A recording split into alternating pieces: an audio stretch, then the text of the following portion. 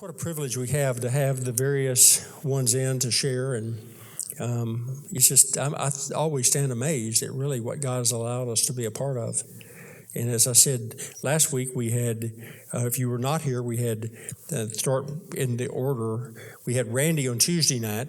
Randy Clark was, as he shared, was prayed for by John Wimber here in Dallas at a James Robinson meeting when he did those Bible conferences, and it just it's amazing how the world sort of goes around. His journey then through the Vineyard Church. Blaine was really like a son to John Wimber, and he was used in those early days of the Vineyard in releasing the power of God in tremendous ways.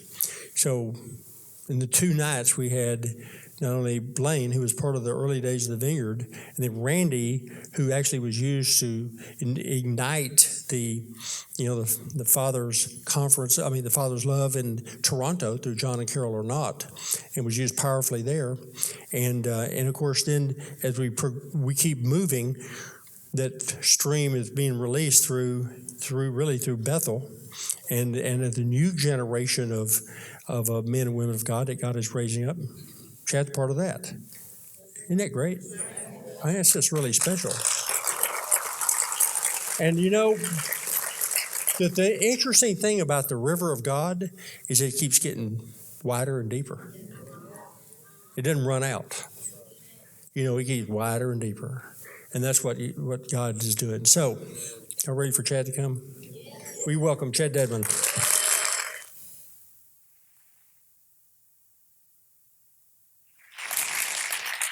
Oh, what a privilege, what an honor. Oh man, Wednesday night, look at this. You guys are hungry. This is great. All right, this is awesome. Let's do this every night. And do this, what does it look like doing this every day?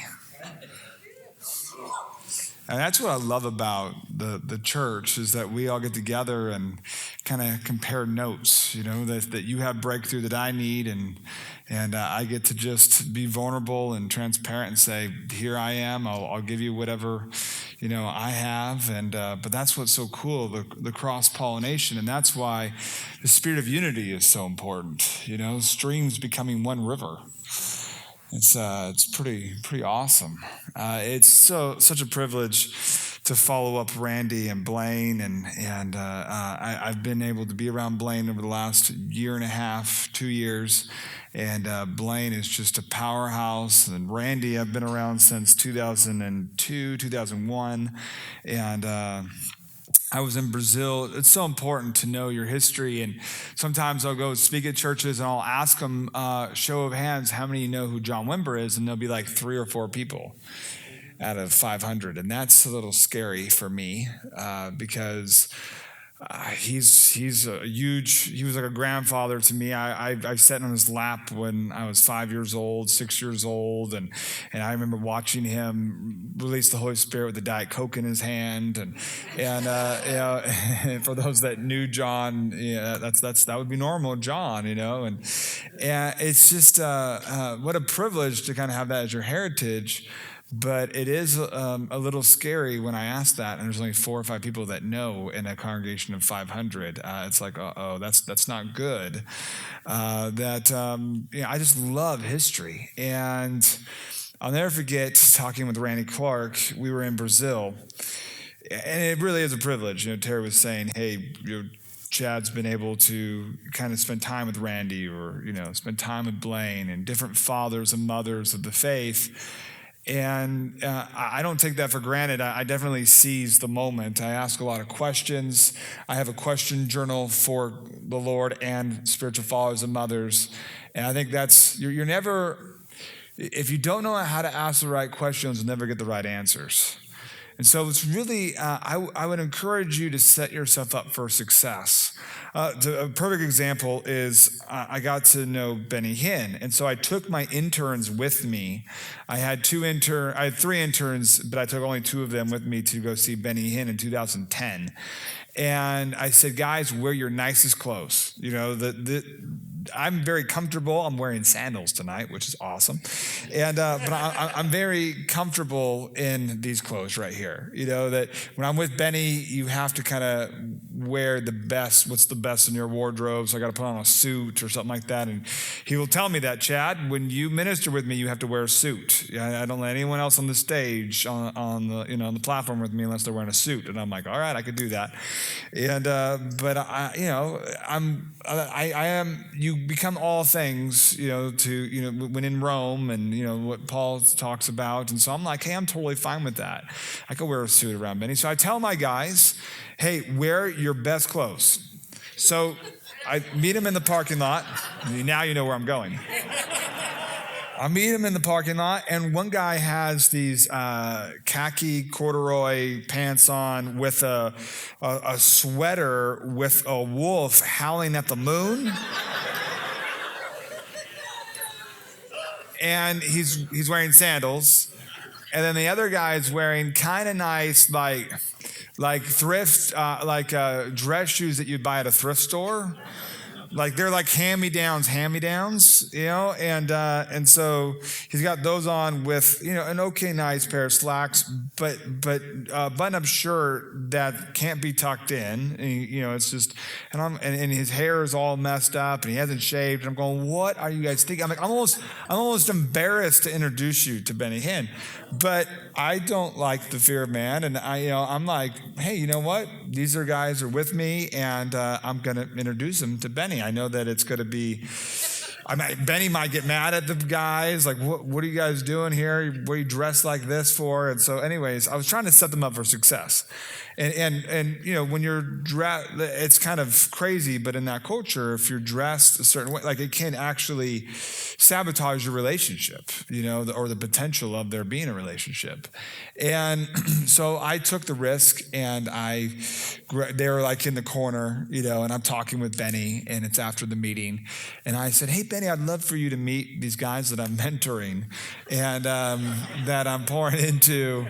And they travel the world with me, and I'd like you to meet them. He's like, oh, I'd love to meet them, So I call him over, and I'm going, oh, man, this is a risky move. And so I call him over, and I'm like, I introduce them. And they're just like this. And it's awkward silence, and I'm just trying to let them, and I prepped them beforehand. Like I set them up for success. I said, wear the best, outfit you have, and then have a couple questions or have a couple, things to kind of start the conversation going. And they had not, jaws were wide open. And then after about a minute or two of very awkward silence, one of my interns goes, I used to watch you when I was 5 years old, and I would bang on the TV and drool on myself. And so I look at Benny, and Benny's looking like, who are these guys? He's giving that look. And then me and Benny get into a conversation, and they just kind of listen to our conversation. And I talked to them afterwards. I was like, guys, I tried to help you. You guys have to prepare, and that's going to set you up for success. You'd have questions. I told you to have questions beforehand. And they're like, I know, we just forgot. And I was just like, okay, well then write them down next time. But it's so true that it is a privilege. You need to seize the moment. You need to know when. And then also, I'll never forget, I was with Bobby Connor. And Bobby, this is when I just started getting to know Bobby. This is 2002. And so I'm with Bobby Connor, and the Lord says he's exhausted. You need to talk to him about hunting, and I'm not a hunter. So I'm just asking him questions about hunting. I want to be a hunter, but anyways, I'm like a hunter in process. And so, anyways, I'm talking about hunting, and he's coming alive. Like he's just like, he's not exhausted. You can tell like there's some fresh life coming into him. And this other school minister, because I was in the school, this other school minister kind of goes in the middle of like not just our conversation, but in the middle of us and says, Bobby, tell me about the 9 spirits of God in Isaiah.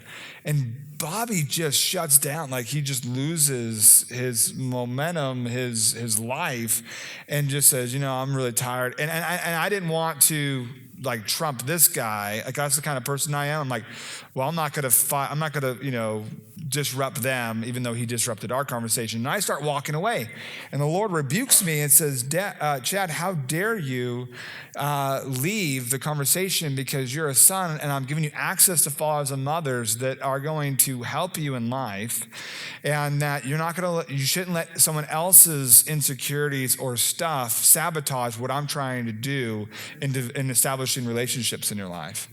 And he said, you need to go back there. And I'm like, oh man, okay, I'll go back there. And, but it's very intriguing. You have to know the right questions to ask and sometimes how many questions to ask and kind of be sensitive to your fathers and mothers. But it's so important to think of ways that you're going to set you up for success before you even get into opportunities. That's why if you don't feel comfortable for praying for people here, you'll never feel comfortable praying for people out there.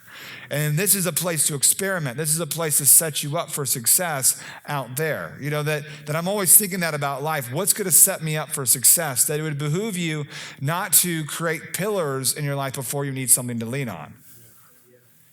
That a lot of people are in that survival mode, but we're called to be more than overcomers and not in survival mode where, oh my gosh, I've got to go talk to the pastor because I'm in crisis.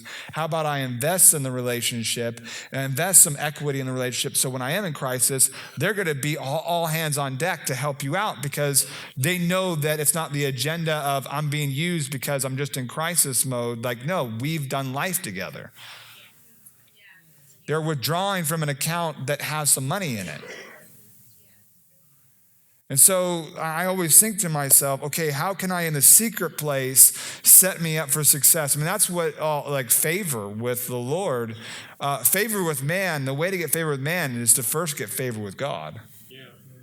And that your agenda wouldn't be to get favor with man, so I'm going to go get favor with God, that I know the way to get it. No, you in the secret place, have this heart desire like Moses and David that says, I want to be a friend of God. Well, what does a friend of God look like? It looks like the way that you would have friends in real life is you talk on the phone, you hang out, you share meals together, you have fun together, you laugh together, that you do that with the Lord and you begin to gain favor with the Lord where his issues are very important to your issues, that his agendas become your agendas, because that's what friends do. So I'd always think to myself, okay, what's going to set me up for success? That's why I'm always coming up for prayer. That's why first of all, God is boxless. He's limitless. So I'm always thinking, okay, how am I putting my relationship with God in a box? Why do I think to myself the only way I can get impartation is the laying on of hands? Now, laying on of hands for me is very, very important. Let's not minimalize that. That's very, very important. I've had everybody, who's who in the zoo, lay hands on me. And I love that, and that's so important, but just having conversations that I think the whole deal with an inheritance and being around fathers and mothers, I'm not supposed to fight their battles, but how do we get a value for the battles that they fought, the inheritance we're receiving? And it's really about getting to know their journey. Just like Terry brought up about, if you're not willing to invest in a few hours of reading someone's book of 30 years of a journey and the battles that they fought.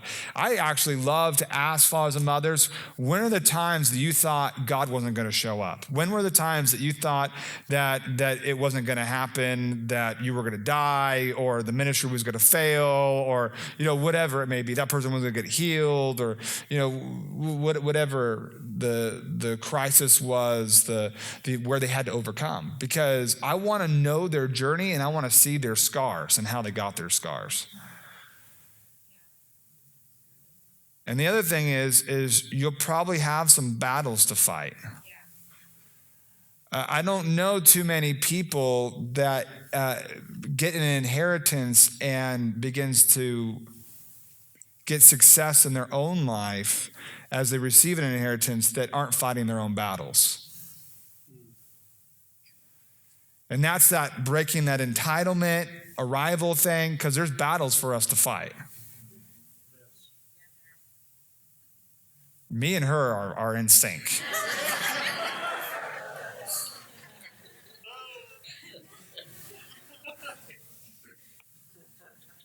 I'll never forget asking Randy. I was in Brazil, and I am the biggest thing, and I've said this before, is the spirit of adoption. You cannot carry a spirit of rejection when you have the spirit of adoption running in your life. That it is okay for fathers and mothers and leaders to say no to you. It really is okay. When they say no, they are not saying no forever. That don't pick that up. That's not yours to pick up. That's like, okay, yeah, they have got boundaries. That's awesome. I think I know where they'll be next week or whatever it may be. And having that security. And so I really am okay with asking leaders questions or following those questions, and they say, yeah, I can't answer that right now, or I'm too tired. So I went to Randy, and we were in Brazil. And Brazil with Randy is crazy, which some of you guys have gone to Brazil with Randy. I think we were doing eight meetings a day. I mean, literally 8 meetings a day, and we'd get done at around 1 in the morning. Then we have our 5th meal or something like that together at 1:30 in the morning, and we're going to bed at 3 and then ministering again at 8 a.m. And so it was about 2 in the morning. We were walking to our hotel. It was 16 days straight of ministry, so I think we were on the 15th day. And me and Randy were walking to the elevator to go up to our rooms, and Julie was with me. And so anyways, there's the 3 of us in the elevator. And I said, Randy, I'd love to ask you a question. I know tomorrow you fly out in the evening. Maybe we could have breakfast or lunch together, and I could ask you this question. He goes, no, just ask me right now. So I said, okay, well, how did you position yourself as someone who was catalytic for a move of God where your spiritual father rejected it? And he goes, wow, that's a great question. Why don't you come up to my room and I'll tell you? And I said, no, it's totally fine. It's 2 in the morning. We have a service at 8 a.m. You are exhausted. I'm exhausted. And he goes, well, do you want to know? And I'm like, yeah, I'm not too tired. I'm not too tired. And we talked till 5:30 in the morning about his journey, his perspective of the history of the vineyard and what he experienced. And what was shared in that hotel room, I'm going to start crying, is something that I value way more than silver and gold, way more than anything tangible in this world. And I told him about every half an hour, if it's too late, I could go to bed. If it's too late, he's like, no, you need to know this. And it was amazing. It was a privilege. I'll never forget being in 2002, carrying Randy's bags at Bethel, and Randy came in to Bill's office. Bill said, hey, I want you to come to my office. And he didn't invite me, but I was carrying his bags. And so I'm behind Randy, and I'm like, Bill, is this okay? And I was working for Best Buy. And so I worked out my scheduling that I would not miss any of the sessions, but I worked the midnight to 6 a.m. shift and the whole deal. And that's a side thing. Should we hit that? Yeah, we should hit that.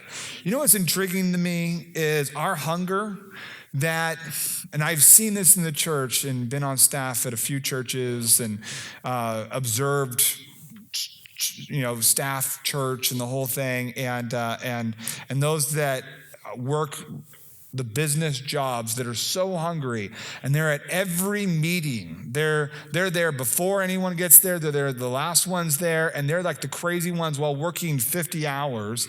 And then the church goes, watches this for 4 years and like, you know what? This person's dedicated. Let's hire them on staff. And then they hire them on staff, and about a year or 2 goes by, and they're no longer there at the special meetings. Is that intriguing to you? Because it's super intriguing to me. Because it's something that I have to pay attention to in my own heart. of like, because there is this thing in you that's like, oh, I'm paid to be here. And then when you have the special meetings, you think, well, I mean, and I'm not saying you got to be at every meeting. I'm not trying to do a condemnation thing. I'm not trying to do, it's something that's come up in my own heart of me evaluating and me watching that. And it's good to, it's attention for me because I have a family. I've got a little baby. I can't, I think Bethel does 23 conferences, literally 23 conferences a year. So there's a lot of meetings to go to. I've got meetings inside the meetings that inside the afterglow meetings. But I'll sometimes watch my heart like, oh, you know what? I'm going to this service. I'm going on purpose, not as a staff member, not as a paid staff member. I'm going as just a hungry individual that's hungry for more of God. And I'm not going to put my pastoral hat on. I'm going to go and I'm one of the hungry ones. But anyways, that was a side note. I don't know about you, but that really freaks me out a little bit because I've seen that so much where the person gets hired and in about 2 years, a year and a half, you don't see them anymore. And I'll talk to them like, hey, what happened? Why'd you not? Oh, I'm paid. That's where I get paid. I need to have some boundaries. I'm like, oh man. Anyways, that's not. I think I killed that thing. So. But Randy, I get invited into Bill's office, and I go to Bill, and I'm wearing my Best Buy, outfit, and I don't even sit. I stand in the back against the wall. I mean, Bill's office isn't that big, but there, Randy's on a couch, and I could totally sit on the couch, but I wasn't invited, and that's totally fine with me. And it was just to pinch me. I'm like a fly in the wall right now. And they start talking about, just how they're carrying personal revival in their personal lives and talking about their family. And then they're talking about history of revival. And Bill goes, you want to see this new Amy Simple McPherson book that I like the sermons that this guy wrote her sermons out. And, you want to see them. And I got this, I got Smith Wigglesworth testimonies that no one's ever even heard before. And check this out. And he's going into his library, and I'm just like kind of peeking over Randy's shoulder, like, taking like little photos, and stuff, and just going, this is ridiculous. Like, and I'm thinking halfway through, like, should I even be here right now? Like, but I'm like, nope, this is right where I belong. This is right where I belong. There's just, you got to have some pinch me moments in your life. And there is this place of navigating, okay, should I be giving these guys space? Or no, I think this is an invitation from heaven. And having the security to know, hey, this is an invitation from heaven. Like, I'm not hijacking anyone. My agenda isn't to, like I'll never forget, this will be a funny, this is a very, very short story, but I went to Ireland, and my jacket went missing, and it's cold in Ireland. And so we're staying at the pastor's house, and we're leaving to go to the airport, and I was super bummed. I couldn't find my jacket, and he goes, at breakfast, when we're leaving, right after breakfast, the pastor goes, I have a confession to make. I've been sleeping with your jacket every night. And he stole my jacket. and I love that. Now, no one steal my jacket or anything. I don't even have a jacket in Texas, but I love that. I love the hunger. And that's amazing, but you should never reduce impartation services to the laying on of hands. That I love to hear people's stories, and I'm going, I just entered an impartation service. Like, I don't even need them to lay hands on me. There's something that I'm receiving in the spirit realm while they're talking. When someone's sharing about their battles, I'm going, okay, I'm in an impartation service right now. Someone tells me about a breakthrough they got in finances, where I'm like, okay, I just entered an impartation service. Someone's telling me about their salvation story, I've just entered an impartation service. That I never want to reduce impartation to the laying on of hands. And so I'll talk a little bit. Are you guys doing okay? Yeah. I'm going to talk a little bit tonight, and I thought, wow, it's already 7:52. Okay, I don't know if we have time to do this, but it would be great to get some questions from you guys. And because I talked about questions and answers. but I'll try to. I'm going to just explode up here and we'll see where we land and maybe we do. So I'm trying to set you up for success. Think of some questions. And I love that because I get to just, you guys could ask me a question in particular that maybe an area I wouldn't address, whether it be healing or whatever. And I'm going to talk about, stuff in the spirit and so just go ahead. There's never any bad questions. And Julie and I maybe we'll prophesy together or something like that. I think the Lord told me already that we need to line everybody up and not do a fire tunnel, but Julie and I just lay hands on everybody. So, like I said, I have a huge value for impartation. And I should tell you some impartation stories. Yeah, see, there you go. And this is good because, I'm going to tell you some impartation stories, but I'm going to first I'll tell you this impartation story, and then I'll share some other ones, but I'm going to tie it into what I felt like one of the main things I was supposed to release tonight. And one of the main things I want to release tonight is this life in the Spirit. It's not a quick thing. It's not an overnight thing. And it's about longevity. It's about stewardship. And it's about servanthood. That life in the spirit realm, it's our privilege to represent the King, to represent the Father, Jesus, the Holy Spirit, to partner with the Holy Spirit, that it is such a privilege. And our heart is to serve the people. That is to be led by compassion is one of the building blocks of being a servant. That I'm here to serve, and that I'm here to serve people. I'm here to serve the Lord, and those are so connected. That there's so much connected vertically and horizontally. That you can no way love God if you hate your brother. That there's so much connected vertically and horizontally in the kingdom and in the spirit realm. And so how we carry out things with one another is how we're carrying things out with the Lord. And so I'm here to serve the Lord, and in that way of serving, my acts of serving him is serving you. And that's why, and my heart breaks. The reason why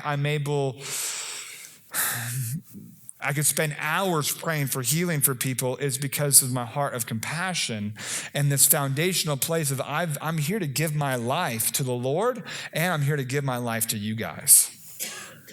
That it's not me wasting time, it's me investing, it's me giving my life, it's me serving. And that has got to be the bedrock of who I am for the rest of my life. Is that it's never going to get, I never want to get to a place where I only serve certain people. That to this day, I go and speak to the junior high chapel at Bethel. I just had a Skype meeting with my interns today and various other pastors, and I told them we need to come up with a plan where we target the children workers at Bethel, and we do something where we wash their feet. And I would like to do this, so I said one thing. I want to wash their feet and prophesy over our children workers at Bethel. And because I want to serve those that are constantly serving, and especially in like the crazy places, and that's a crazy place. And of course, I want to do that for Bill Johnson and Heidi Baker, but I want to do that for those that are, cleaning the toilets, that it's just this heartbeat of serving. And I want us to look at Stephen's life, Stephen in Acts, that this guy was a servant that was moving in signs and wonders, and it was a lifestyle. And he got brought in as one of the 12 apostles because of this servant's heart. Where what was so intriguing to me how they picked these two disciples is that it was because of their heart as a servant and them moving in the miraculous and their love for the word. It's pretty amazing that you get brought up as an apostle, like, we want this guy. Signs and wonders are following him, power, he's a worker of miracles, he's feeding the widows, feeding the children, feeding the poor, and he's like setting up the tables. So we're going to look at Stephen's life in a second, but I'll talk to you about impartation and in the areas of serving. John and Carol Ornott came to do a conference at Bethel in 2003, and the Lord said, hey, you need to serve Carol. So follow her around, be her catcher. At Bethel, I was the greatest catcher. For the years I was in the school, I caught everybody because I love to be as close to the anointing as possible, but I wanted to put myself in the pathway of fathers and mothers. That I wanted to be as close to the action as possible, and I wanted to put myself in the pathway. And so Carol came, and John's ministering, but I would follow Carol around, and I'd catch for her, and we'd end up in the back, drunk, in the spirit, and totally rocked. And so the Friday night, the last night of the conference, Carol's speaking, and she spoke on the glory. And she did this partnering with the worship team where she would do these scriptures on the glory and talk about the glory of the Lord. And then the worship team would do these songs on the glory. And I'm on the floor in front of Bill and Benny, and I am just gone. I'm in the glory. Like, it is crazy. I'd open my eyes a little bit, and I would see behind Carol this gigantic, like 12, 14-foot angel with a big pot, and it would scoop out of the pot liquid glory. And I was done. I was toast. I was gone. And I'm going, does anybody else see this? Because it looks so much in the natural that everyone must see this. And so I am just could feel waves of glory going up and down my body. I could just feel the presence of God. It was incredible. And I was having a radical encounter. And Carol goes, I'm going to pray for the fathers and mothers of this house. I'm going to pray for some missionaries. And so she says, Bill and Benny, come on up here. And Bill taps me on the shoulder, and I'm out. And he taps me on the shoulder and says, I want you to catch for me and Benny. And everything in me, in my body, in my spirit, wanted to say no. And I'm like, no, I need to go up there. But I don't know if I'm physically able to. So I'm not joking. It took everything to get up and to walk. Every time I walked up every step I took, it got thicker and thicker. And I was like, this isn't going to work. I mean, I'm not going to catch them. It's just going to be a pileup. So I catch Bill and I catch Benny and I'm literally trying to hold it together. I'm trying to no, God, not now. Please, this is one of the few times where I'm I got to keep it together. So they go down, and I'm walking down the stairs, and I hear these words that penetrate my spirit, young man, from Carol. I'm walking down the stairs, and I turn around. My spirit just explodes. My spirit man just comes to attention and go, uh-oh, you're about ready to step into something you've never stepped into before. When you get called out in the prophetic, and there's just something, I have such a value for the prophetic, by the way, that when I get called out in the prophetic, my spirit just goes crazy, and I will be on the verge of tears. I'll be on the verge of expectation that something happens to me where I'm getting ready with expectation that my destiny is about ready to be revealed. And that this is a holy moment. And that's what this was. It felt like it was just this holy moment. And I turn around, and she goes, she said, young man already. And she goes, what is your name? And I'm like, I literally forgot my name. It's one of the few times I go, and people in the congregation start screaming, Chad, it's Chad, it's Chad. And so she calls me up, and she says to me, Chad, the Lord told me to release the glory of the Lord over fathers and mothers, and that these are generals, and I've watched you all week serve. That you have a heart of a servant, and the Lord has told me the next generation of generals will be servants, and you're one of the greatest servants I've ever met. Come up here because I need to anoint you in the glory. And I was just a wreck. And this is what other people said, and I think we have it on video, But I go, she prays for me, and I'm like, and I see the angel come behind her with the pot of glory, and she says, she says, Lord, pour out your glory in my hands.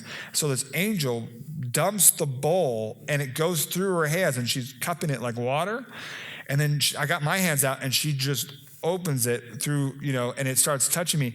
And I go up, I can't do it, but I go up on all point, I go on point like ballerina, but I'm shaking violently, like with being like electrocuted. I'm shaking.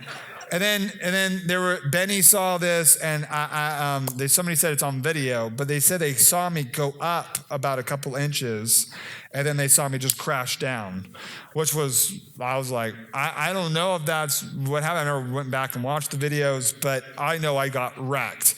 I had to be driven home. Julia was working at Cattleman's. I think you came afterwards when you got off of work, and we just laid on the ground for about 2 hours. We were dating. And it's one of the best ways, by the way. Georgie and Banoff told us the couple that drinks together stays together. And but I was a wreck. And that was October, and I think I've said this here before in one of our Wednesday nights that I've done before, is to recognize your seasons, because October for me is the month of encounters. And it was that week that that happened, and then I went to a Patricia King meeting in Weaverville, and she called me out and gave me this crazy word, and then I got taken out in the spirit. It was that month that we had a bunch of fathers in the faith die. And she said that there's mantles falling on you, Chad, from generations. And that you are going to be a forerunner and carry a breaker anointing, and that people, you need to lay down your life. And I'm on the ground already. And she's like, you're going to lay down your life for the church, and people, you're going to release breakthrough for others. And as a sign of that, the whole church here is going to cross over you, like jump over you. So they did that while I was shaking in the glory. And that was fun, and but it was this month of encounters, where October really is a month of encounters for my life, that I've had some of the most, where I've found my assignments, where the Lord has spoken to me about my assignments, my mandates, is in the month of October, where I have crazy encounters. Now, for me, April is favor. And I have crazy, that month is like the month of favor. Now, that doesn't mean that that's the only time I get favor is in April. Like, there's other things that happened in different months and different stuff like that. But I just know it brings this place of expectancy of like, oh, it's April.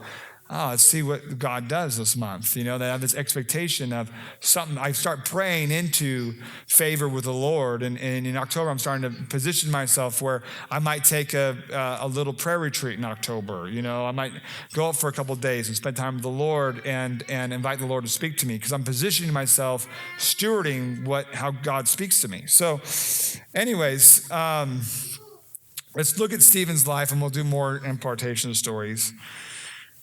Impartation. I absolutely love impartation.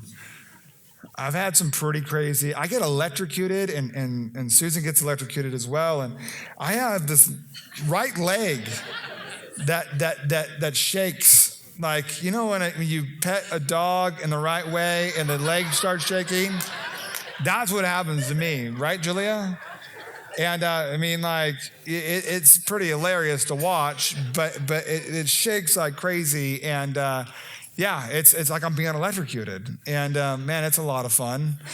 And yes, I've had some pretty crazy times. So we'll look at Acts 6.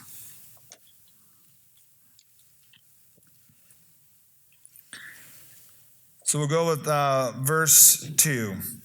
So the 12 summoned the congregation of the disciples and said, "It is not desirable for us to neglect the word of God in order to serve tables. Therefore, brethren, select from among you 7 men of good reputation, full of spirit and of wisdom, whom we may put in charge of this task. But we will devote ourselves to prayer and to the ministry of the word." The statement found approval with the whole congregation, and they chose Stephen, a man full of faith and of the Holy Spirit, and Philip, I'm going to get his name wrong, Nicanor, Timon, Parmenas, and Nicholas. Jeez, man, that's a tongue twister. So, these they brought before the apostles, and after praying, they laid their hands on them. The word of God kept on spreading, and the number of the disciples continued to increase greatly in Jerusalem, and a great many of the priests were becoming obedient to the faith. And Stephen, full of grace and power, was performing great wonders and signs among the people. Now, I just love this. There's something about stewardship. There's something about having a servant's heart. And I'll never forget, I was praying on a Sunday night at Bethel, and I had a line of about 8 people waiting for prayer. And, people come from around the world, and we want a Bethel pastor praying for us. And they made an announcement that they needed young men to stack chairs. And I observed the announcement when they first did it, but I was like, I got all these people to pray for. Maybe when I get done praying for them, I could help stack. And then the second announcement came about 5 minutes later, and I noticed not many people were helping stack chairs. I'm going, oh man, maybe I should tell these people, hey, I need to stack chairs, and then I can pray for them afterwards. And I thought to myself, wait, no, I'm being paid as a pastor. I'm not on the maintenance team. Then I'm paid to the way to utilize my skills is praying for these people. Like, that's my responsibility. That's my job, And I go, whoa, what is that? That's this, like, stacking chairs is beneath me. And I said, let's get rid of that thing. I want to be the greatest stacker.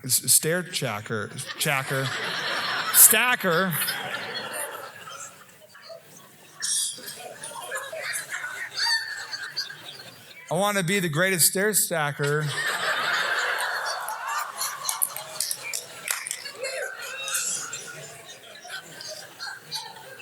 So the next month, I just started stacking chairs. The last one was on purpose. I was messing around. Because I don't want this arrival thing. I don't want this,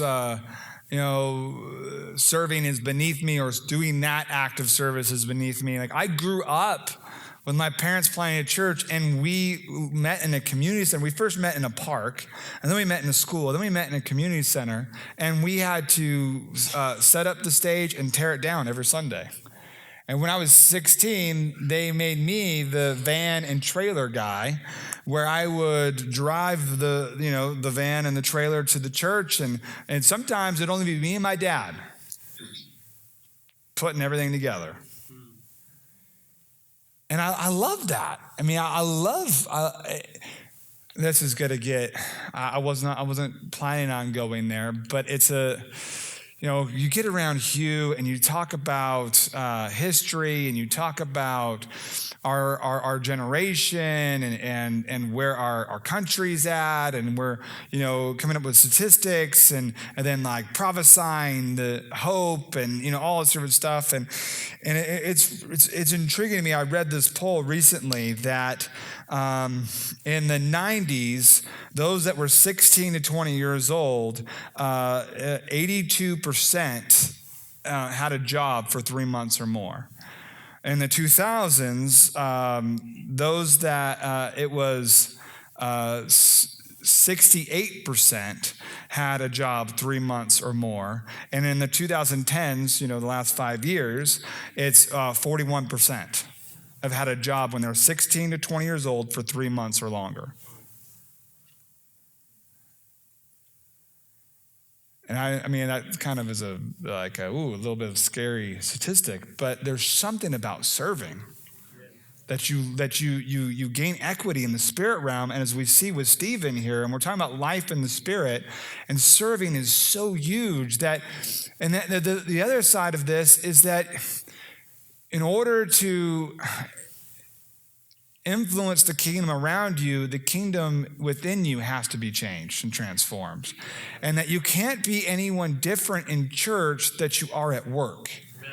That you have your servant's hat on your whole life, no matter where you're at, but also you have this, hey, I'm an ambassador of the kingdom, and it doesn't matter if I'm with my family. I mean, obviously you're very strategic, and I'm not talking about having the spirit of stupid at work, and you might be screaming hallelujah at church and with your arms raised, and you might not want to do that at work. Or maybe you say, and I mean, I get around certain people, different streams, like, I watch what I say. I begin to really think through my terminology.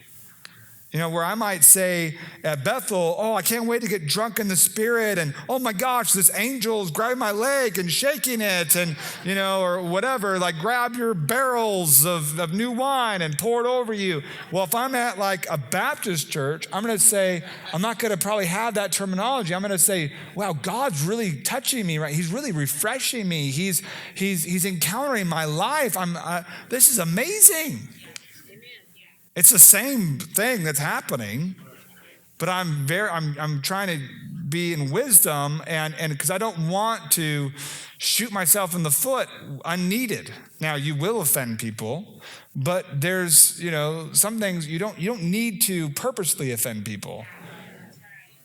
And there's a difference, and the deal is this whole fear of man thing that shuts you down. And then also not having wisdom and zeal is amazing, but understanding where you're at and being strategic. That when I worked at Best Buy, and I would pray for people all the time. And it really drove up my sales. I worked in the home theater. And it's surprising how when the guy's ankle got healed, he wanted to not only buy the TV, but the monster cables, the DVD, Blu-ray player, everything. And it really helped my sales. So I was one of the leading sales guys in home theater. And I would pray for people, prophesy over people. But I was very conscientious of who I was, that my first priority is, hey, I'm going to be a great employee. And really, me walking in the Spirit of God is going to make me the greatest employee.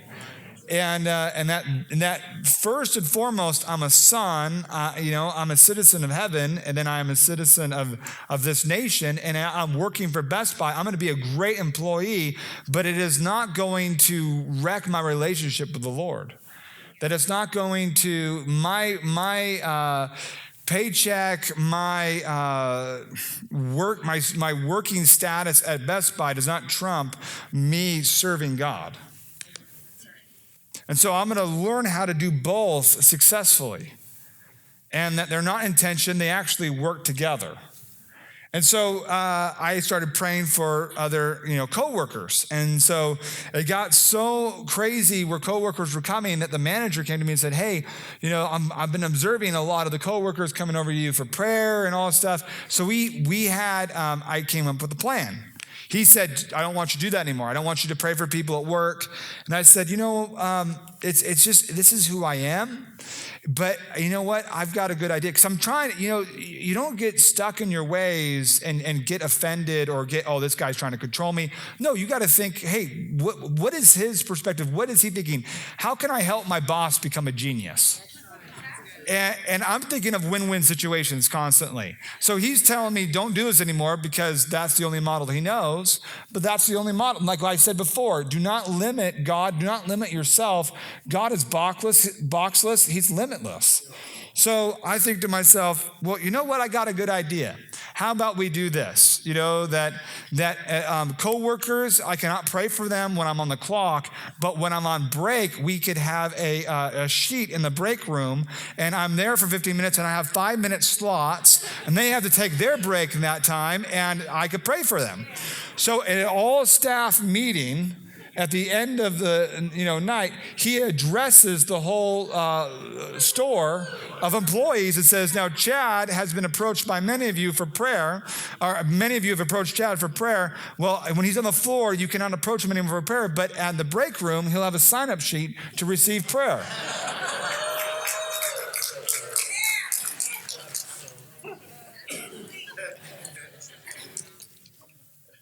Some people think, I'll be powerful, anointed when if I was in full-time ministry. And that's such a lie. That you're powerful wherever you are. I worked at Red Robin after working for Best Buy, and I'll never forget being at Red Robin, and I was bussing tables. Now that's the heart of a servant, bussing tables. And so anyways, there was a boy there with a broken arm and had a cast. And so I went over to him and his family, and I said, excuse me, I shared a couple stories of broken arms being healed, and I said, can I pray for him? So I put my tub of dirty dishes on the table, and I prayed for him, and the servers and my boss is looking like, oh, what's happening here? And so we prayed for him, and there was a saw in the back. So we get the saw out, and we saw his cast, and I am on the clock, like that's not my break. And we weren't super busy. But anyways, I saw, and he starts doing push-ups, and the family is so excited. They go to the manager, and they said, can we write something up? Because one of your employees, we're so thankful for one of your workers. We now want to come here like every week. We're going to tell all of our friends, come to Red Robin, because you don't know what's going to happen.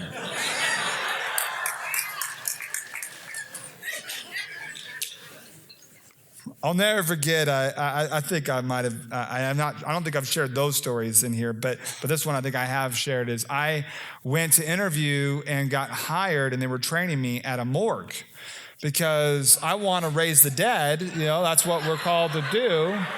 And in America, we don't get many opportunities to raise the dead. So I'll go where the fish are. I'll go where I'm going to have plenty of opportunities to see the dead raised. And so they're training me, and I was on lunch break, and I was praying for a body. And the guy who's training me comes in and goes, what are you doing? And I'm like, oh, well, I'm a Christian, and as a Christian, I believe that, that we're called to see people get healed and saved, and also the dead raised, and I thought this would be one of the best places to practice that. But I only want to do that, when I'm off the clock, like a lunch break or something like that. And he's like, oh, I can't have you doing that. No, I can't have you be doing that. And I look at him, I go, well, it seems to me that'd be one of the best things in your business plan, because if you have somebody get raised from the dead here, I would imagine that family members are going to be shipping their dead relatives to here. And, wow, yeah, let's ship it up to Reading, like maybe Aunt Lily will come back. I was thinking this would be a great marketing plan,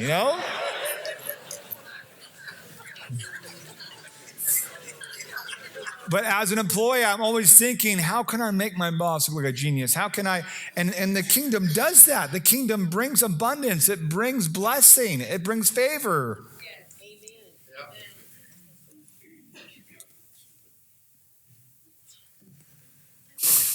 Julia has stories about cattlemen. She worked at a steakhouse, and people would get delivered, people would get saved, people would get healed. I don't know. Do you want to share a story from cattlemen's? You could. I'll keep talking. You could think of a story.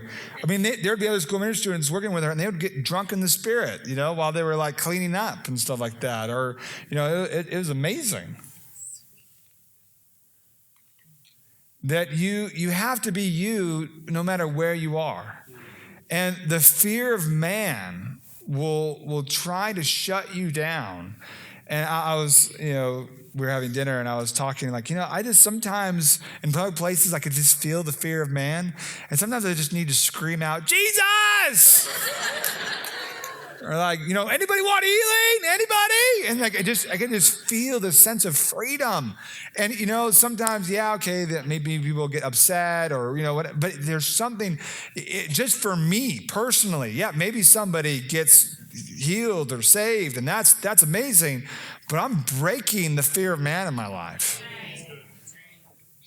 And sometimes breaking the fear of man, you don't have to be like super spiritual and say the words Jesus. What I do is I work out on the road. I work out in airports. You want to break the fear of man? Go work out in an airport. Like I travel with a jump rope, and I jump rope 2,500 times. in a terminal. I usually, some secrets are you want to go to a plane that just boarded because they're probably not going to use that gate for another hour and a half or so. And so you try to find like an empty area and you just jump rope, and I do planks, I do 500 sit-ups, I use the chairs, and I do like, my feet on one chair, my hands on the other, and I'll do, push-ups and all that crazy stuff. And people will take pictures of me. I'll never forget, I was jump roping next to Burger King, and all these people were taking pictures of me at Burger King while eating like a double Whopper thing. And then people were looking at me like, this guy is weird. And I'm going, what's this guy doing? And I'm thinking, well, what are you guys doing? I've had 2 security guards come up to me and say, hey, excuse me, sir, you're making people nervous. And I'm like, really? Making people nervous, jump roping, like, yeah, can you go and sit down with the rest of the people? And I'm like, no, I'm not going to sit down. Like I have to steward, this body, and I'm going to be sitting for 9 hours. I do stretches on the plane. Like, I'll do, and Julia is amazing. She's the one that forerun that whole part. She will do like yoga stuff on the plane. And me and her will do it together. When we fly together on long journeys, especially internationally, we will go to the spots and we'll do like a half an hour of stretching. People were like, what? What's the matter with you? Like, you're making us nervous. And you could feel that fear. Man, like, this is another thing I did. Like my buddy was traveling with me. We were in the security line. We were in customs. We just traveled back from South Africa. And so we're in the customs line. We're in a long line. So you don't travel very fast. So I do one-legged, I do one-legged, squats. And I'll do a bunch of different stuff, but people, I do sets of 10 on each leg. And so they'll be like about maybe 8 feet in front of me because the line moved up a little bit, little by little by little. And people are like, hey, can you hurry it up? Like, and I'm like, oh yeah, let me hurry to get, into the line. Like, we're not going anywhere, like it's hilarious to me. And then, so I told Daniel, my guy, this guy I was traveling with, and I go, Daniel, we should do something. This will be really fun. Because I'm always thinking of creative ways to work out and also to break the fear of man. And this breaks the fear of man. When you are working out in the airport, it breaks the fear of man. And you should constantly think of, how can I break the fear of man? And, obviously, yes, going after God, you'll break the fear of man. But just in life, break the fear of man. And so I said, we should do this in the security line till we get to a restaurant. We have, because we don't know what restaurant we're going to go to. And our journey of getting to the restaurant, let's stand on our tippy toes the whole way so our calves get a workout. And we're working on our balance. And this is just how I think. And we have to walk this way the whole way. And we're getting the funniest looks walking like this, just walking like this the whole time. Like, and we're like looking for restaurants, and we're like, oh, should we go over there? We're walking around, and like people are looking at us like, what the heck are those young men doing? And I absolutely love it. I love the looks that you get, and I'm working out my calves, and sometimes I'll be just doing this, and it's just, I just love breaking the fear of man.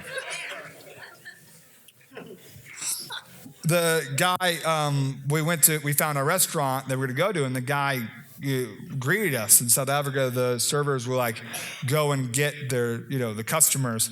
And he goes, what are you guys doing? And all this stuff. And we start talking to him, and he ends up getting saved. So that was fun.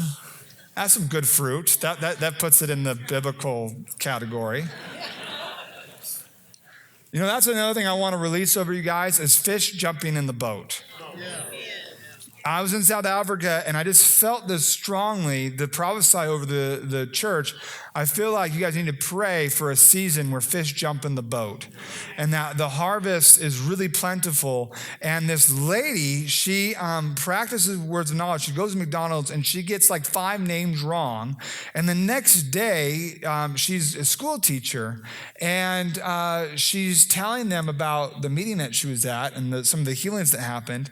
And she has has about 18 kids, and one of the kids says, I'd like to get saved. I want to know Jesus. And so she says, oh, well, that's awesome. Would anybody else want to know Jesus? And the whole class rose their hands, and they all got saved. That's fish jumping in the boat. And there's something about, I feel like there's never failure in the kingdom when we take risk. And sometimes we think, oh, I failed at McDonald's. And I think her stewarding, it's not a clear connection, but there is something to this. Is if we are going to be people, I don't think there are overnight successes, that it's this place where, you steward, I have the grocery store testimony, if you've ever heard that before. I went to a grocery store and people got healed and saved. And I have prayed for over 10,000 people probably on the streets over my lifetime. And this explosion happens in the grocery store, and I think it's so connected to the other 9,950 people I prayed for. And that maybe her at McDonald's, stewarding and investing in the supernatural and just serving people, and then suddenly her whole class gets saved. She's been a teacher for 8 years. It's never happened.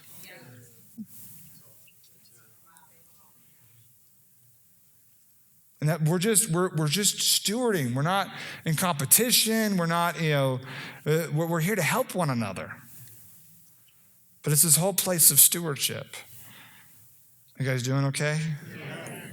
Jesus, time goes by way too fast.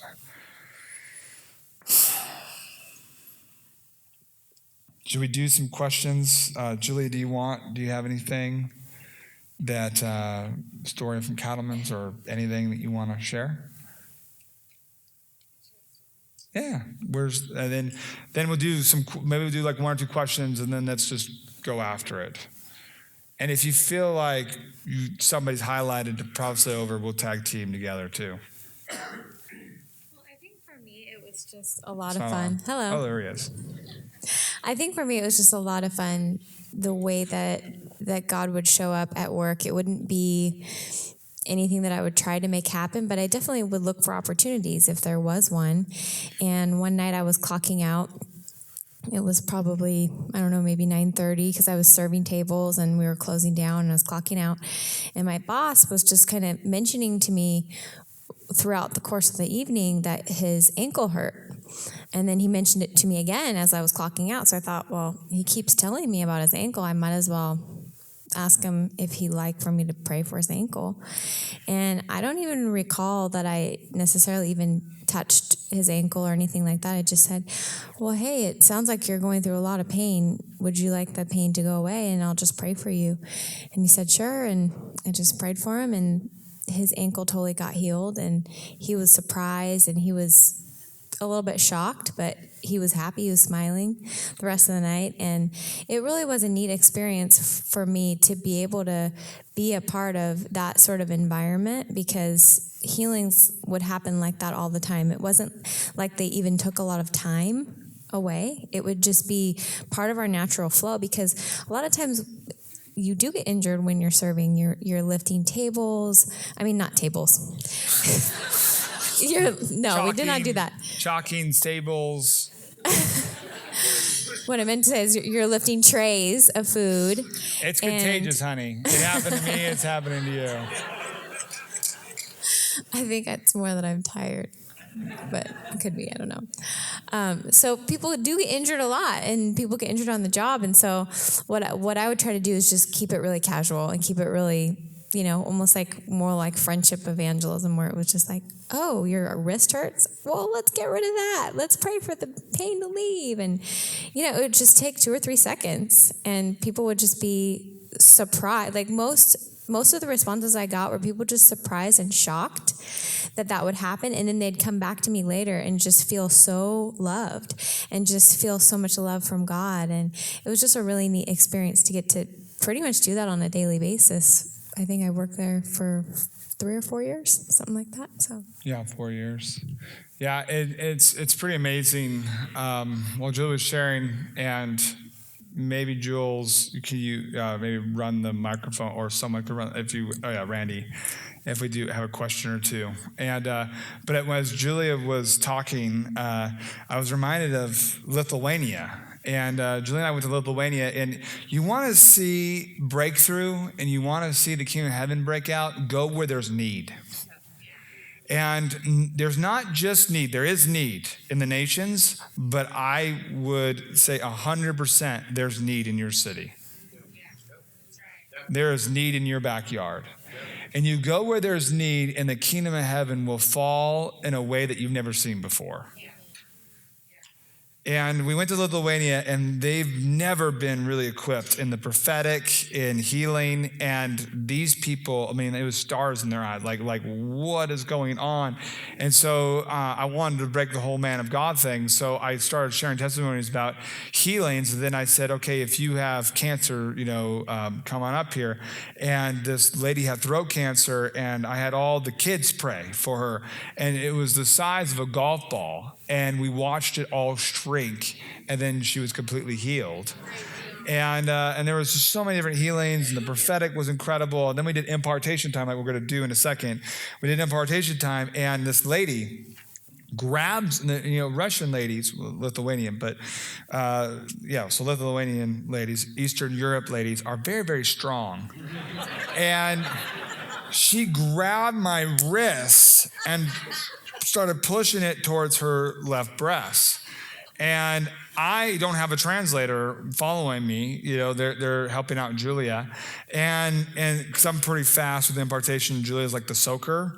And she's, giving people prophetic words. And I'm just releasing power and fire and, just impartation. And anyways, this lady I'm in a tug of war match where she is trying to get me to touch her breast. And I am screaming help to a translator. Like, I need a translator, help me. And I realize I'm about ready to lose the tug of war. Like, I really am. I'm going to lose the tug of war. So I decide to bypass her breast, and I go, I just got to go with it. And I put my hand on her shoulder. So I went with her momentum, and she looks at me and goes, and she starts pushing down. And then finally, my nails were digging into her skin.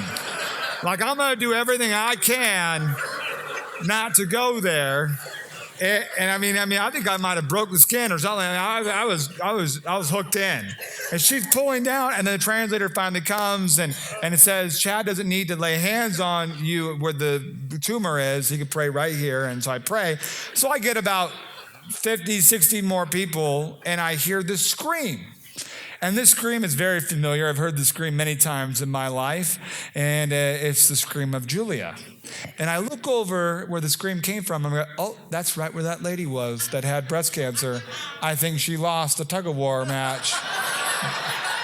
Better her than me. And so I go to Julia after the meeting. I'm like, Jules, I heard you scream. What happened? She's like, this lady grabbed my arm and made me touch her breast. And I'm like, better you than me, honey. Better you than me. And she ended up getting healed, and so it's pretty awesome. But